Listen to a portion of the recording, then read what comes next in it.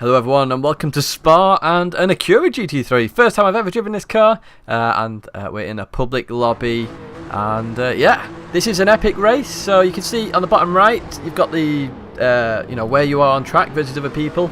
Really handy tool that. So you can see Matty starting in pole position, Fearless 420 on second place, and I'm on the right. So all nice and clean at the start. A bit further back in the grid you just see a bit of contact there. Atlasaurus, you are going to see that in even public lobbies, even in tournament races you'll see slight contact there. But even so, look at Fearless 420 up front. Just look at his line through Eau Rouge there. So completely cuts the corner, but doesn't get a shortcut penalty. Now me and Matty have a discussion. I've actually recorded the engine sound on the replay to put on, because there's a lot of talking in this one in the background, so I thought it'd better just to get that. So me and Matty had the discussion. We were like, well, how does he not get a penalty here? How does he not get a penalty? So we're not sure, so maybe we just think, okay, maybe it's just a one-off. But we'll see later on. As I say, this is an epic race. Matty, Fearless and myself, we do have a bit of a good battle. And, you know, I thought I'd show this. Now, this is really early on in the life of Project Cars 2. So where the positions are top right, which are being covered at the moment by the TV camera, that's now moved to the top left of the screen where the map is. The map has now dropped down a little bit. But the rest of the UI, I think, has stayed the same. You will notice we've got damage in this race. So if you look down at the bottom right near where the relative positions are on track, I've got one, so I've already got a little bit of damage. Now that is going to change throughout the race, and it'll show something which I always knew in Project Cars 1 actually, which is to do with a bollard. So when you hit a bollard, it does cause damage. It causes quite a lot of damage actually, a lot more than you'd expect. Now I did know this in Project Cars 1, which is why I always avoided them on outlaps and stuff, and just let other people take them out, because then they get damaged, you don't, you can carry on, and then you can cut the track just a little bit more, just to get that little bit more lap time. So you can see Matty's starting to pull away a little bit. I'm right on the tail of Fearless here, as we head towards Blanchimont, and then the bus stop chicane. Are we going to make the move here?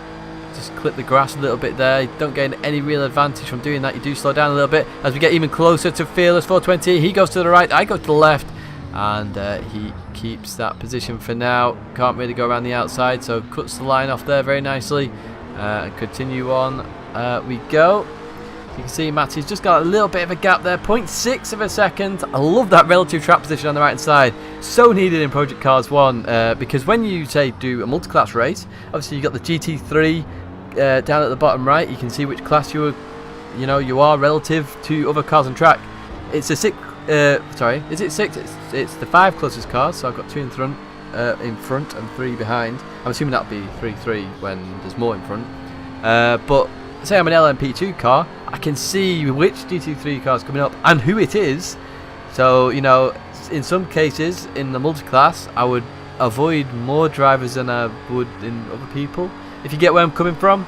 And you can just see Rene actually in 6th place there. So Rene in the train. I think Rene was a host on these GT3 races, and they were really good fun. So we had forced cockpit as well, which is why I'm in this camera, and it shows, you know, I can race in cockpit camera. I just prefer the roof just to get a bit more visuals. Of course, I'm racing to win, so I want the best opportunity I can, you know, to see and race and win.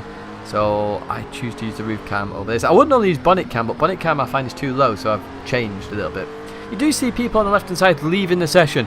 One thing I recommend in Project Cars 2 you don't do is leave the session, because you will lose a heck load of points on your license. Never leave a session. Even if you are at the back of the grid, just come back through the field or just finish the race. You'll lose less points by finishing the race than you would leaving. So just do be aware of that, and also make sure your internet connection's okay, because you know that's also a big issue. So if you look now, Fearless runs slightly wide here, so we're going to try and go for the move. He goes left, so I go right, and I just dive out this at the last second because I can see that, you know, he was going to come across me a little bit there. Public lobby, I don't really know the guy, so I've got to be careful. So I'll back out of it, continue on. I can see I can constantly catch this guy. I'm on the same pace as Matty. Me and Matty had an absolutely hilarious qualifying session, where each time we cross the line we'd just be like, ha, got ya. Every time it was like me, then Matty, me, then Matty, me, then Matty. I ruined my last lap. Matty got me, because I was on pole briefly when qualifying finished. But the nice thing about Project Cars 2, you can finish your qualifying lap when the time runs out. Really nice feature, do love that. So we're about to start lap number 3. This race is going super fast. It's a 4-lap race. And are we going to get the second position? And are we going to catch Matty? So we're just going to come into La Source again. You can see there I'm doing that very nicely. Feels just running a little bit wide. I think that's more of a first gear corner than second. I was playing about with it a little bit in qualifying. Kept it in second for now, just because of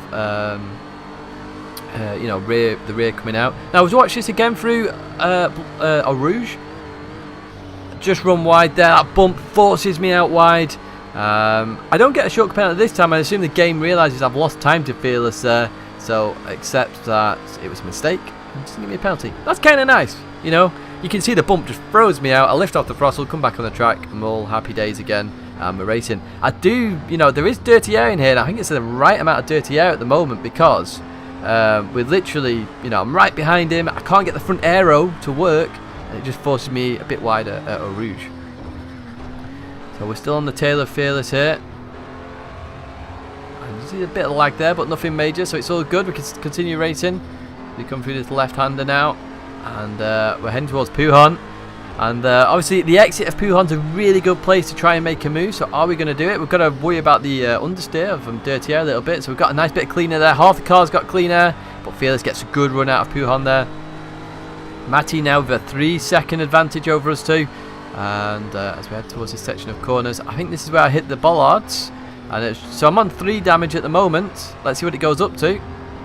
9. Look at that. I hit 2 bollards and it goes up to 9, and you'll see the impact through here in a second. So we're gonna get a good run on Fearless through this right-hander if we can nail this.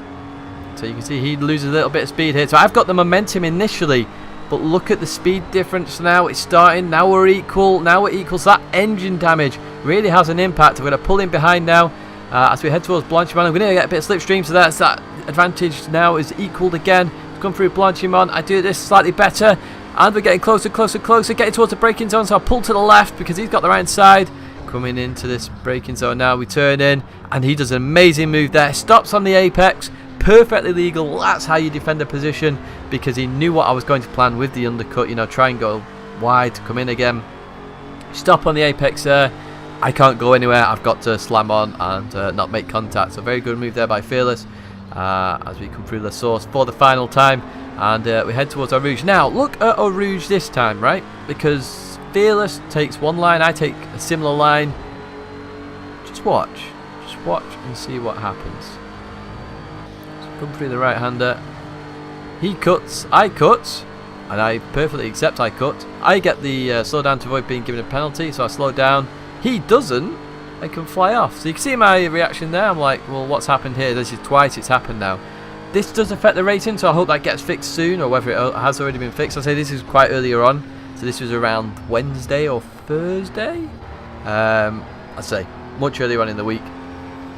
So it was slightly annoying that happened, but I think, oh yeah, okay, I'm going to push hard now. You can see I'm catching again quite quickly, come into this corner, and I just lose the back end. So initially I have the throttle on, come off the throttle to try and get the front to grip again, and I get the car back. But unfortunately, you know, I've lost a huge amount of time there. It's 2.4 seconds, 2.5 up the road now. I'm not going to get that in one lap. The Fearless is fairly quick there. We're quicker, but we're not 2.5 seconds quicker. So we are going to just now try and bring it home. As I say, never leave a race, and I've got a perfect example of this, which I'll release on Tuesday, of a race where it all goes absolutely chaotic, and we still managed to bring home a bit of a result. It's an interesting race as well. It's like the perfect example of a public lobby where stuff goes wrong, but you can still come back positive and not lose too many driver rating points and keep going. As we're now on the way towards the end of the final lap, what I'm going to do again, as I do on every video, and as you've seen, we're going to have a video down at the bottom right hand side, or a playlist. I'll decide when it's uploaded to YouTube. You know, check them out. It's going to have races or time trials or the latest video that's been uploaded, and then you will have my logo on the left hand side to subscribe, but that will happen just as we cross the line. As I say, this is a fun race. I thought I'd like to show you this one because it was good 3 laps of close racing before that little rear slide out on that long right-hander. But that's it for now here at Spa and in the Acura GT3. You can see Rene came 4th there, but that's it for now. Thanks very much for watching, and I'll see you in the next video.